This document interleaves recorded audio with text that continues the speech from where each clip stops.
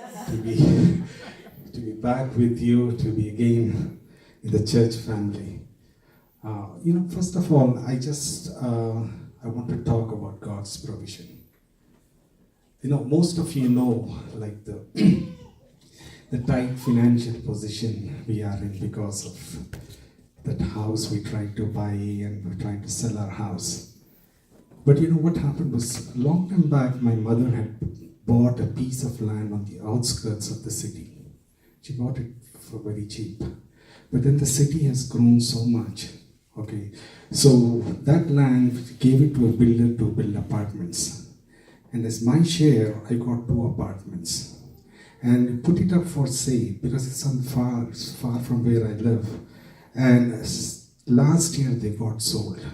So we had this money sitting in India, like in rupees. So that's one reason why we went to India. From India again, we went on this trip to Israel. And the other thing is, like, we had asked, like, put out word to our relatives to let us know if there was any tour going to Israel. And then Surekha's sister-in-law sent this about this trip, which was leaving in February.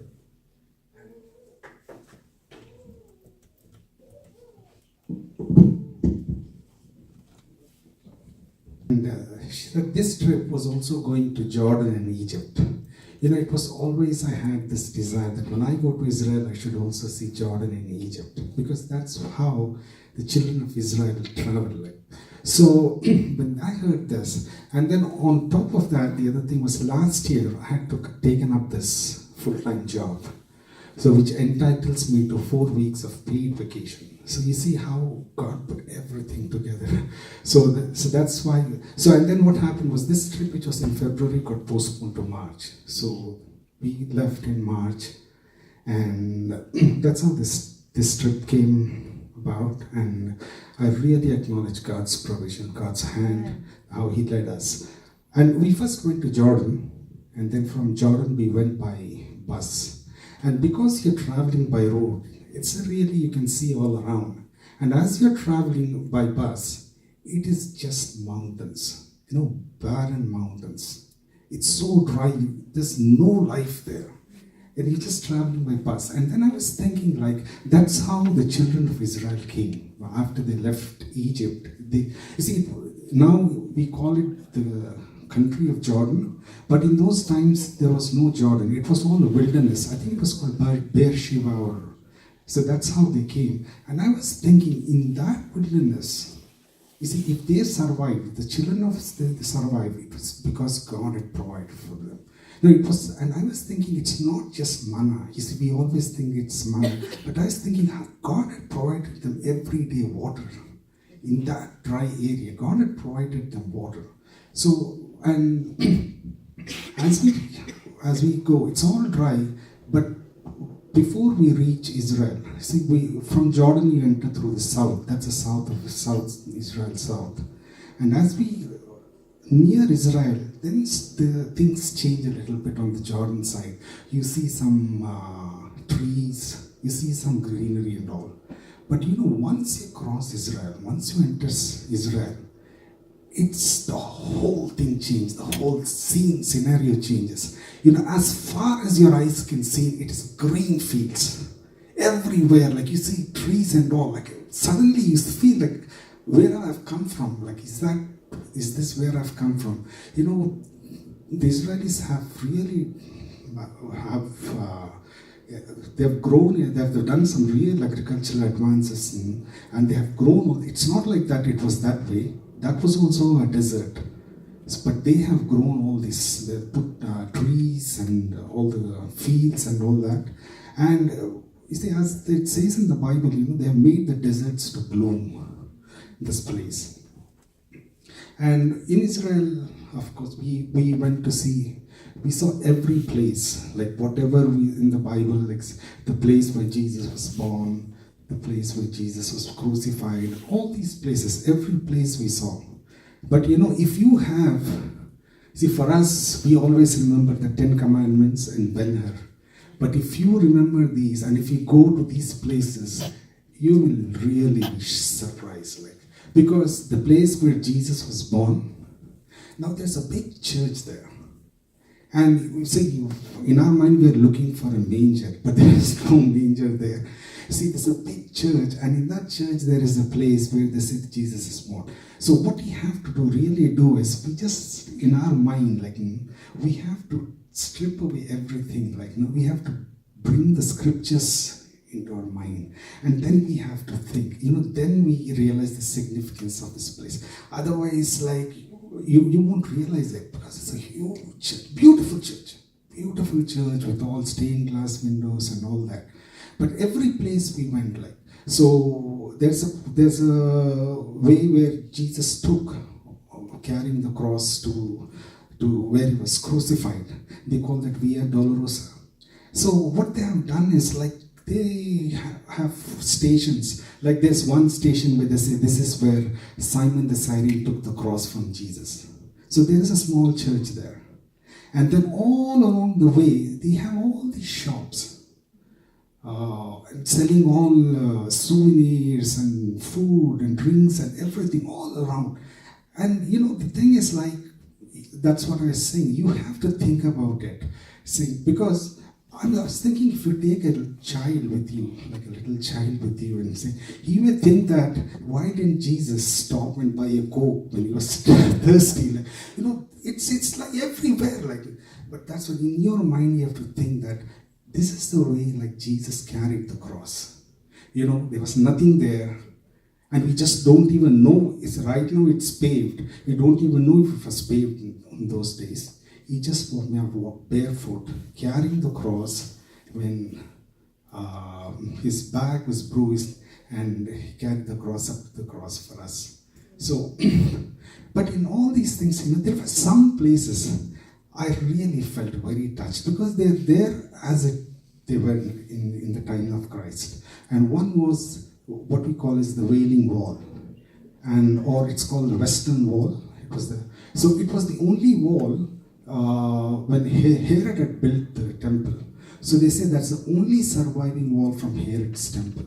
The rest of the temple had been destroyed.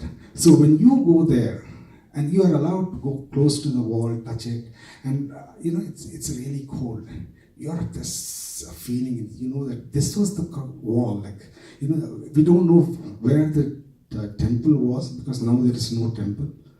Okay, now there is a mosque there, and they say that's where the temple was. But we know that Jesus had looked at that wall, and he said, like, not a stone will stand, when he looked at all those things. So that's one place we still feel. And the other one was, like, David's tomb is there. And David's tomb also is, like, you still feel that there's the Jerusalem wall is there. It may not be the wall which Nehemiah built, because I think afterwards there were so many people came, occupied Jerusalem. So, but this wall was built later on, but still it's quite an old wall. So, and when you go into that David's tomb, you'll see Jews there. And what they are doing there is, like, because David said that he wanted to meditate on the word day and night. See, just next to there is a room where the Jews read the scriptures 24 hours. Day and night they are reading the scriptures there. So that's one place. And the other one was the Sea of Galilee. So we know that the Sea of Galilee is safe. It's a huge, big sea. And you know that somewhere Jesus had walked on the waters. So these are the things, like, and the other one was, like, when you're going in Jordan, you're taken to Mount Nebo. And Mount Nebo is the place where Moses went, and God showed him the promised land.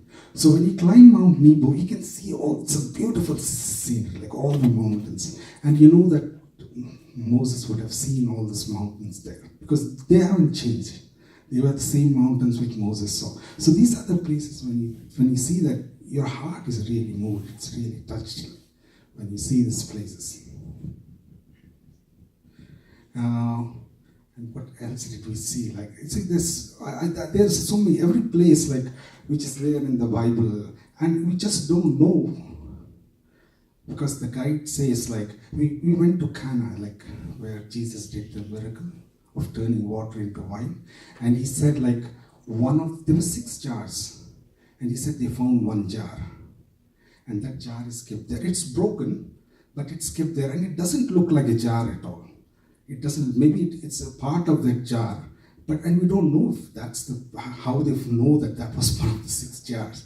But they say like this is one of the 6 jars. Like, and there's another place, that's something. Like when you go there, it's Caiaphas' house.